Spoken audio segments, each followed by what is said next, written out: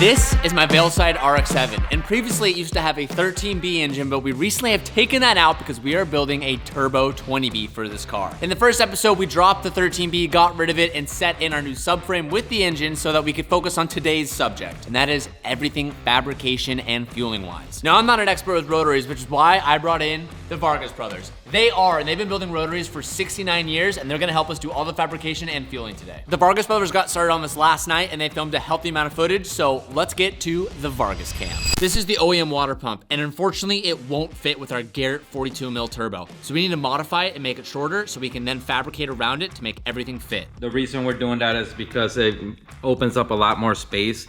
Especially since the turbo is gonna go on that side right there. Before we start welding, we need to heat up the metal to get rid of all the impurities that can happen. So we're gonna heat this thing up and get to TIG welding. All right, now we go home. We didn't install it like that, no. That's an expensive water pump housing. You it up. Because this car is from 1993, most of the OEM stuff is pretty trashed. So we've cleaned everything up and laid down a fresh layer of paint so it all looks good when it's in the bay. So as you can see, way cleaner. This is what the throttle body also looks like, super dirty compared to this. So we're gonna spray the throttle body with the same exact thing and take off the TPS and the IAC before we do so. The throttle body is no different and it's grimy, so we're also gonna clean this up. And as we start fabricating on the inside of the engine bay, we still have a few things we need to remove. Pretty much these brackets need to be removed, so we're gonna have to like touch this up again. But here you got this one out. Yeah, I was saying it down, but I gotta cover the manifold. Yeah, so it comes in the way of the manifold and the wastegate, so these have to go out. Water pump's done, so I'm gonna start painting this one also. We should be able to put the water pump on, the alternator on, and the throttle body on tonight and have it looking like a car again. All right, so we got the throttle body on. John's already wrapped up with the water pump, so I can go ahead and paint this, and that should be it for tonight. As you can see, lots going down this morning. A lot of overnighted parts have shown up. Today's main objective with this, if you didn't catch the first episode, we dropped the 13B, put in the 20B, mounted up all of our intake manifolds, mounted up our turbo manifold, and today we're really gonna be focusing on fabrication. All right, so this morning we're working the intercooler, so I'm making end tanks, gotta transfer this to aluminum, and then weld it on. Wait, hold on. What's that shirt? Damn, you look good. Yeah, there you go. You look real good. So today I'm doing the fabrication. So right now I'm doing the intercooler, just fabbing up the end tanks, transfer this to aluminum, weld it, and we have all the fittings and flanges to the turbo. We're gonna mount the turbo today, do the intercooler piping, and hopefully a down pipe one day. Damn, it's a big accomplishment. Yeah, man, we worked it late. So John is making what's known as the end tanks. The end tanks are two cavities on either side of the intercooler that allow for charge piping to be connected. This is what's responsible for having air go through the intercooler, cool it down, and go back into the system. This is 100% necessary, and usually on applications like this, has to all be done custom because the V-mount is not something you could just order as a bolt-on kit. It's 100% fabrication, which makes this super unique and that much cooler. And once he finishes this, all we have to do is mock it on the car and we can continue. You listen up here, brother. We're giving away this BRZ. And all you gotta do to enter is go to thehuntingcompany.com. There'll be $1 you spend is gonna get you one entry towards running this car. We just dropped a bunch of new items on the website. T-shirts, sweatshirts, hats, stickers, car accessories. Every $1 you spend gets you one entry to win. You guys only got like 12 days left, so what do you got to lose? As you guys can see, we did a lot of work last night. So alternator, intake, water pump, all that stuff's taken care of. So today we're gonna install the Saki Bomb oil coolers. Supply brackets, oil coolers, thermostat, the oil lines, pretty much everything to get this as simple as it can go. And I also want to give a shout out to Saki Bomb Garage because one, we've ordered a lot of stuff from them over the past because they make so many great RX-7 parts that are like proprietary for RX-7s. But these coolers are really rad because one, they're dual coolers. They're much larger than normal, but the thermostat housing is integrated to the actual cooler itself, which is super unique. I've never seen anything like that before. Modular. So you get to, depending on the size of the oil cooler, you change the center flute. It's an integrated thermostat. Instead of having it relocated somewhere else in the engine bay, it's actually on top of the oil cooler. So it makes it way cleaner. That's sick. That is super rad. Have you used a lot of these in the past? Yeah, I've used them a lot. Usually when you have thermostat relocated somewhere else in the engine bay, it's bulky, lines are in the way, and this keeps everything nice and tidy. Everything's compact right here. With the Bridgeport, everything shakes. and they have came loose in the past. I thought they did that now. So Yeah. It doesn't rattle or come loose. This is solid to the car, so it's way better design. Yeah. I also cannot forget Ian. Ian is like, I don't know if you're our star wide receiver or our quarterback, but this whole entire build cannot happen without Ian's brain. Ian is going to be making the wiring harness, and he's going to be getting most of his work done today, or starting most of his work today, because now that the engine is actually in the car, he can start getting his lengths and start getting all the pinouts and provisions and all the stuff to make the engine communicate with the new Haltech ECU. Exactly. You nailed it. I don't even know why I'm here some days. You know, Ian? Take it over. Yeah, let me start. Yeah. So you just like, you figure out the lengths, and then we know what pinouts on each side. Wiring is no joke, and it takes a very long time to do it. But Ian's gonna do everything in his power to get this done as quickly as possible. So you're gonna see him coming in and out of this video, taking measurements, jotting things down that I don't even know what they mean, because we can't start a car without a harness. When it comes to a rotary, not only do you need a big turbo and 3 rotors to make a decent amount of power here, but you also need a ton of fueling. That's why we are using all of Radium parts on this car. We've been using them on all of our race cars, on literally everything, and they are a huge player in this. So we're gonna be using a Radium drop-in tank, which is honestly one of my favorite things ever. Has 2 pumps on the inside, 1 pump on the outside feeding in. So this is like a surge tank. It's an in-tank surge tank. Yeah. Exactly. That way you don't have it in the cabin or anything like that. Usually when you have surge tanks outside the gas tank, you need a firewall, and it just makes things complicated. So this will be easily support 1,000 horsepower, no problem. Big fuel filters, Yeah, mounts. So this is the mount. It's got cooling fins on it to help with cooling on the filter itself also. And then it comes with these lines pre-made. That way it makes it a little bit easier Oh, for that's installation. sick. Wow. So from the tank to the filter, it comes with these lines. Yeah, that's one of my favorite things about Radium is that it comes with everything. Whenever you order something from them, you can spec it with a certain pump size. It comes with every line, every fitting, everything you would And need. the banjo style. It's just like the highest quality stuff when it comes to fueling. And they not only make stuff for OEM streetcar applications, but things for your race car. Like literally, in the race car, they have race car parts, and they also have streetcar stuff. They're simply the best. What makes these Radium drop-in hangers so great is that you can choose whatever pump size you want and scale to as many as you want, assemble it, and then you can put it back into the car through the OEM stock gas tank. This is such an amazing product that we run on every single one of the cars, and as you can see, it's really that simple. When I'm here at the shop, I'm not only feeding myself, but I'm also feeding my dogs. But not those dogs, I mean these dogs.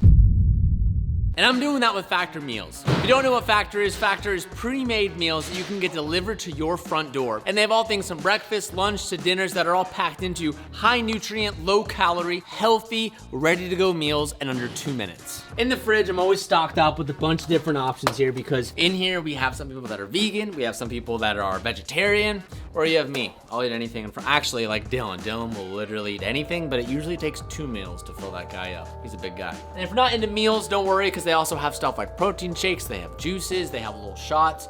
Anything you could possibly want that's healthy for you, Factor's got it. 2-minute ready meals, healthy, and they actually taste good. And if you guys go to factory75.com or just click the links down below in the description and use code HUNT50, you'll get 50% off of your first order and 20% off of your next month's order. Take advantage of it while you can. Thank you, Factor, for sponsoring today's video, and now let's get back to it. And our oil coolers look sick. Saki Bomb oil coolers, dual. I'm scared about that fitting over the Veilside bumper. I don't know about you, but I knew from the very beginning, they actually had a larger option. They have like a 26 row and like a 21 row, or maybe it was a 19 and a 25. I don't know, but we went for the smallest row option. It looks huge. Yeah. I don't know. It should fit. Yeah. Let's just say the Veilside kit's not built for functionality. So, ooh, another new part. Yeah, this is the chase-based brake booster elite. There's a dual piston one, a new one, and we're gonna put it on your car. Damn, that looks actually super sick. Yeah. Yeah, so that's for the rear, adjust the proportioning. This is for the clutch right Dude, here. I need And, this so bad for my white car. My white FD Yeah. locks up the front all the time. Oh yeah, you got rid of that. Yeah. All of the time. It makes it cool because everything's like right there. So it comes with the lines, already pre-made, so it's just like as bolt-on as it can get. Yeah, so we're changing this, and we also changed the clutch also. Yeah. So it has a nice clutch. Oh, wow. Big board. It's everything. Yeah. So it goes right here. So it comes with its own mount right there. So somewhere over there. And in doing this, we can delete the whole ABS system. Yeah. Yeah, so pretty much instead of having a big brake booster, now it's just this, and we have a lot more room for catch can or whatever we want to do. I 100% need to add that to my white one. And it comes with... Clutch line and brake lines. Oh! Okay, clutch this is bottle my already. question. Yeah. I always see people run this. Yeah. Is it because it's supposed to sweat or leak? What's up with the Yeah, wristbands? if they leak, it just soaks up that shit. Okay, I've never had a car Oh, that's what done that's that. what the clutch right. Put it the right way. You put it backwards. No homo. What's crazy is that's what these are meant for. Yeah. Really? Yeah. You're too young if you just said really. Oh my god. How old are you? I'd make fun of you if you had that on. Come on. I know, but in like the 90s or 80s, I don't know. Not that old. You'd be like at the gym and you'd be like, oh. Yeah, sweatband. Whoa, wait, you already mounted that? Yeah, man. Oh, it's tacked on. Packed up. So now I get an So idea where's of- that gonna go? How is That's gonna get cut off, and it's gonna come this way. literally just dumped right in? That's where the Well- donut comes in. Yeah. Oh, I thought you were gonna eat that. No, man. Oh. So V-mounts are really hard to do on 3-rotor FDs. So a lot of people do front mount. Yeah, they do front mount. Why didn't we do front mount? Because we're cooler. Because you asked for a V-mount. You're damn right I did. Oh wow, that looks Yeah, so sick. next up is I gotta Dude. cut the tanks, and then I start to fabricate for the wastegate down here. Originally, I used to think the 3-rotor was small. Now I think it's huge. No, It's well, it's yeah, it looks massive. The engine bay filled up super quickly. Like compared to the white FD, this one's like huge. If I were to do it on my own car, I would change the transmission because you see how much gap Yeah. you have, so we'll push the engine back. And that's a whole other thing that some of you that are in the rotary community might be like, we noticed you're using the same 5-speed. I have gone through 3 transmissions in my white one at like 500, 600 horsepower. So third gear shears very, very quickly. So we're just gonna be very careful. Hopefully, don't break on a dyno. I remember when we were buying.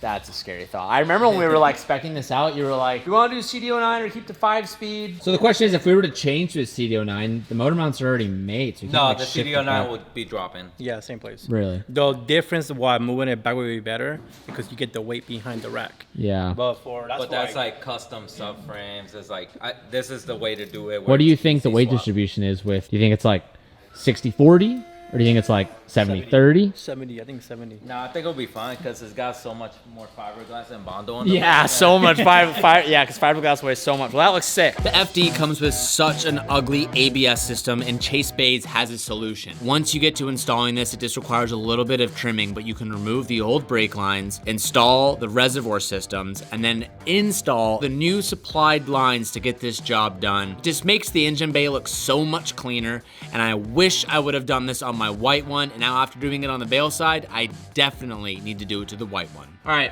the ABS delete is all said and done, and I need this on my other car. This is sick. Cleans a lot of it up, and honestly, this aesthetically looks a lot better.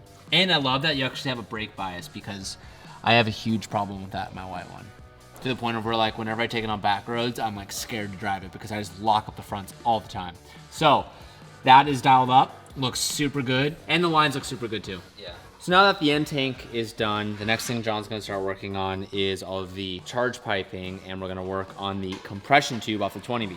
Now, this is from a 20B. We're going to be modifying it. The reason why we're gonna be modifying it is because when we put it actually onto the throttle body, Twan, if you get low to the hood, look it to the fender, look down.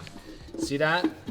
That's gonna hit our hood. Yeah. And as much as we thought about chopping this hood up and doing like a wastegate dump out the top, and we don't want to do that. So John's gonna cut this 4 inches off of the throttle body, and we're going to modify that for our charge piping. But I want to give a little shout out to a special someone in Southern California in the rotary world, not Rob Dom, Kyle Mohan.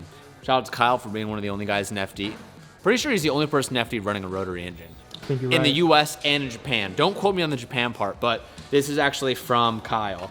Kyle knew that we were building this car, and we told him we didn't have this. And he's like, I got one for when I need it, but I'll give it to you guys. So shout out to you, Kyle. We're gonna cut it up now.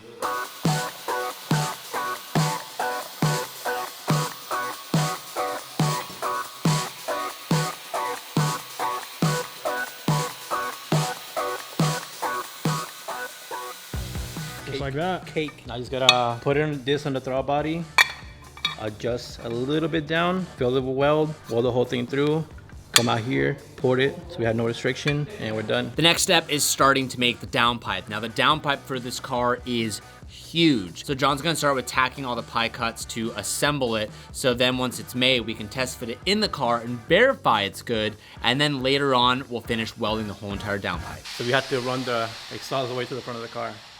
It fits though. As long as it looks, it actually fits. And I put the bell on the bottom so you're able to move it a little bit. Well, that's the vibrant bend. Yeah, man. All right, I wanna see you slip it in. That is huge. Yeah, you might put some Vaseline on this to go in. Wash the paint. Damn! How's it look down there, Mike? Perfect. You heard that? And that We'll bolt up to the pre-existing exhaust that was there. Titanium mid pipe. It's all the way through it.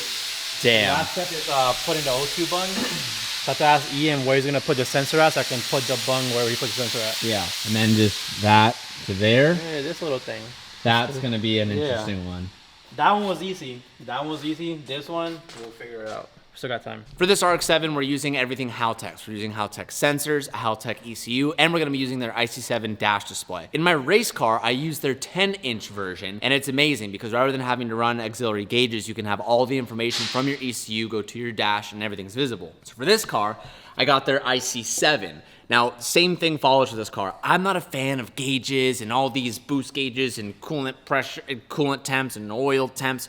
I hate that stuff in street cars. So, got the IC7 for this car, and I was able to order a custom dash unit that is cut out for the IC7. So, when this goes in the car, we'll be able to see everything that we want to know about this car. All the information utilized from the Haltech ECU will display through here. So if it's gonna blow up, we know. And then I can call the Vargas brothers and say, my shit blew up, help! This is gonna be sick, so let's get this installed.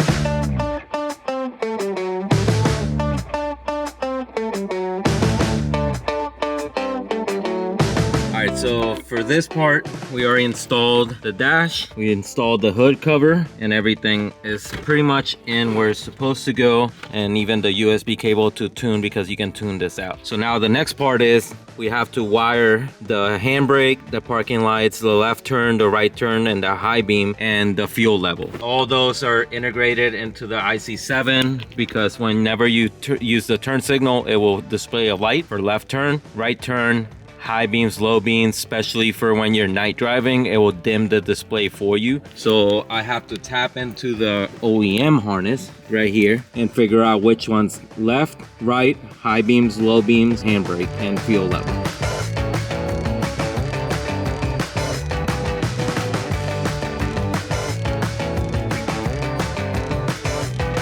All right, so the screen's installed.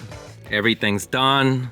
This is for cruise control. This car does not have cruise control, so that's just a delete right there. Wire to communicate with the dash, and this is for the retractor, so everything's on there. Working, came out clean.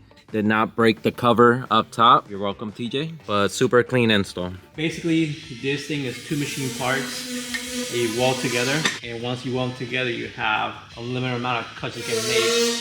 Super tight radius, you can do stuff like this. The plan is to weld this first while it's cooling down, come back over here. We kind of have an idea how to do this already. We're just gonna angle the intercooler more down in this corner, give us more space, and then put the clamp right here. So we don't have that much space. I think with the donut, we're gonna be able to make this cut happen. Yeah, hopefully. from this angle, looks like plenty of space. And after that, then it's cake. I already did the fill neck already.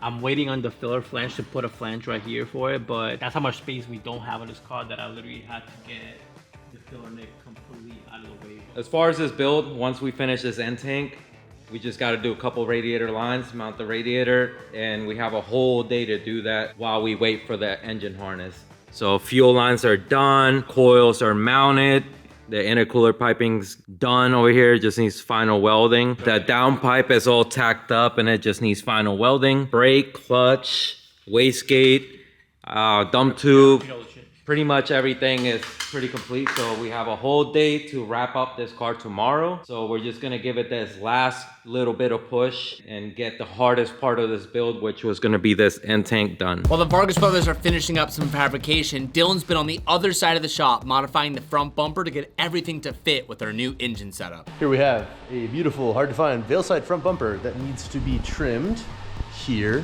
and here to clear our Sankebaum oil coolers. Calvin did a little bit of trimming earlier. I'm just gonna finish it up. So here's a little time lapse of me cutting up a hardly replaceable bumper. So essentially both these scoops off the front bumper went in a little too deep and they were making contact with our oil coolers. So all we had to do is take about 3/4 inches off of these scoops so we can allow room for the new oil coolers and everything will fit like butter. So we have this intake charge pipe elbow to the throttle body that John welded up. Because the Veilside hood, it drops down quite a bit more than the factory. So we had to lower and rotate this down, which means you had to fill a bunch of this stuff in. It just is what it is to make it work with the car. So I'm gonna do my best to smooth out the inside so we have some smoother, faster, colder air going in instead of warm, turbulent air that's gonna hit this. So I'm gonna just kind of radius this down a little bit and then make this a little bit prettier so I can kind of blend it to the pipe more. I will leave his beautiful welds here otherwise, and then maybe we can clean it. Maybe I'll have to alumiblast it. We'll see. Here we go. And Dylan does it again. He is so talented when it comes to doing things like this. He actually made this look a lot better than I thought it was going to. And to top it all off, once he threw down a fresh coat of paint, the thing looks amazing. I'm super stoked with how this came out. Jumping back to the other side of the shop, the Vargas brothers have been hard at work and John went straight away to welding up the donuts. We can utilize that for the turbo bend. All right, so donuts welded. Super hot still. I don't know if you heard that sizzle. And now it's time to cross things off the list and do final welds, starting with the charge pipe.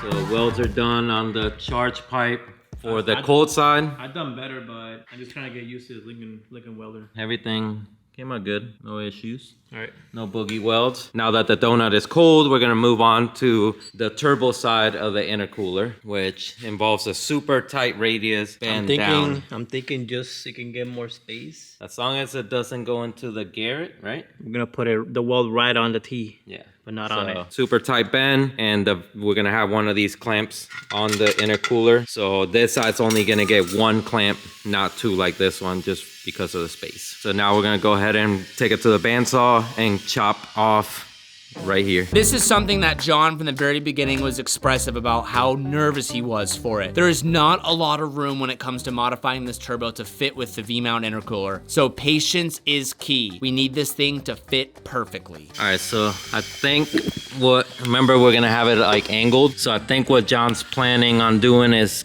turning this way and then turning down. So we're turning forward and then we're turning down. All right, so it's looking like we're gonna have to we got rid of this plastic piece right here, and this was taking up a lot of space. So this harness, we're actually gonna move down out of the way, and this is gonna fit right here perfectly, not be in the way. So from here, we have to cut another one of these, and this one's gonna be facing down like this towards the intercooler.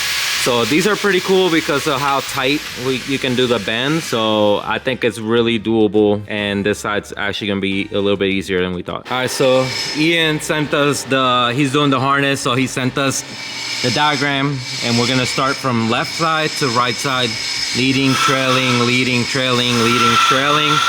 So I'm gonna start running the spark plug wires exactly where they need to go. That way when he brings the harness, we just gotta plug everything in and turn the car on. All right, so the spark plug wires are done. I still gotta separate them, clean them up pretty much, get one of those clips that divide them.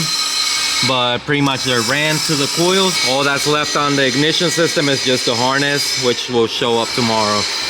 John's working on that corner right here, which is looking like it's gonna end up like this. Feeling pretty good on this end tank over here. Let's tack it on and just keep knocking away at the end tank. After finishing the donut, it was time to modify that donut to fit onto the turbo elbow to make everything nice and tidy and clean to finish up the rest of the intercooler piping. All right, so I started running the wires, battery wires from the front all the way to the back. So we have to drill a hole right here in the spare tire area. So we have these rubber grommets and we're gonna have two, one for positive, one for the negative. Both of those wires are getting ran from the back because we're relocating the battery to the back of the car. So first, before we mount the battery, we have to run the wires.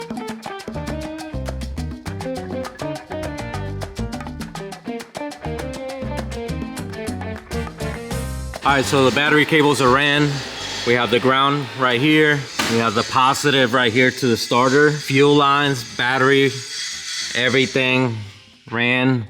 And it goes out through this bulkhead right here to the inside of the car. Now we just gotta hook up a battery to it tomorrow. And pretty much everything underneath the car should be finalized right now. All right, so the bend is fully welded up to this point. We're going a little crazy right now. No. A little late, Pretty much that's where it's gonna land. Everything's already tacked up and it doesn't look bad at all whatsoever. Actually, it flows really well. We said this was the biggest part that we were worried about and it fits perfect. So now we just gotta finish the end tanks and the intercooler piping will be done. And to finish it all off, John went ahead and did the end tank for the other side next to the turbo. And ladies and gentlemen, our fabrication for the piping is complete.